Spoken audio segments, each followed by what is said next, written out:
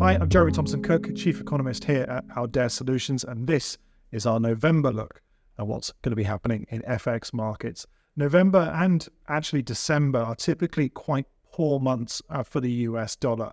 But given everything that's going on in the world at the moment, we don't think that the recent downtick that we've seen for the greenback is going to be particularly chronic. And needless to say, I don't think it's the end of the uptrend that we've seen for the USD over the course of 2023. Maybe a pause, maybe a slight relaxation of that move, but the US dollar certainly remains in the box seat moving forward. Certainly monetary policy is a lot tighter in the US than it is in the UK or in the Eurozone at the moment, so the US dollar benefits from a carry argument. Secondly, the growth differentials in the United States are also outperforming most other G10 currencies. And thirdly, the US dollar will always benefit from a haven flow as a result of the geopolitics that are going on both in Ukraine and in Israel/Gaza.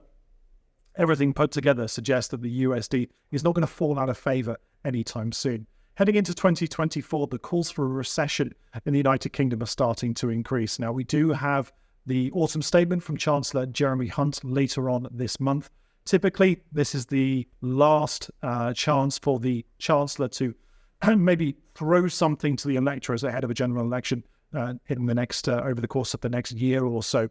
They have been fairly prescriptive around tax and spending, this Tory government, certainly the Rishi Sunak administration. But are we going to see some giveaways from Chancellor Hunt ahead of the general election, which obviously could be growth supportive, but also in an environment where we're already seeing high inflation, could add to the inflation mix here in the UK and take away from business profitability. Certainly, if we're seeing higher pay for people on lower incomes, for example. Put that all together and you have a picture which is broadly similar with what's going on in the Eurozone. There are a lot of elections in the Eurozone in 2024. The ECB standing pat, although they will continue to say that they're ready to raise rates if necessary. The problem is that if you go back to the Second World War, the thing that's precluded most recessions has been tight monetary policy, and we're going to see exactly that in the Eurozone over the course of the next 12 months.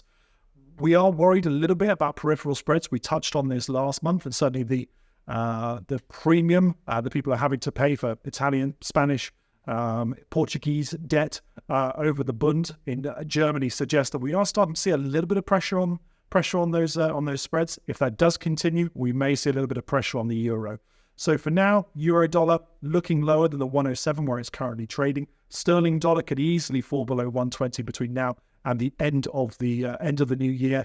But still, market focus is very much on what's going on in Israel/Gaza. If we continue to see a pickup in hostilities, continue to see pressure on oil markets, and God forbid, Iran getting involved, then we're heading into a paradigm that is very, very dollar supportive and unfortunately pretty negative for everyone else concerned.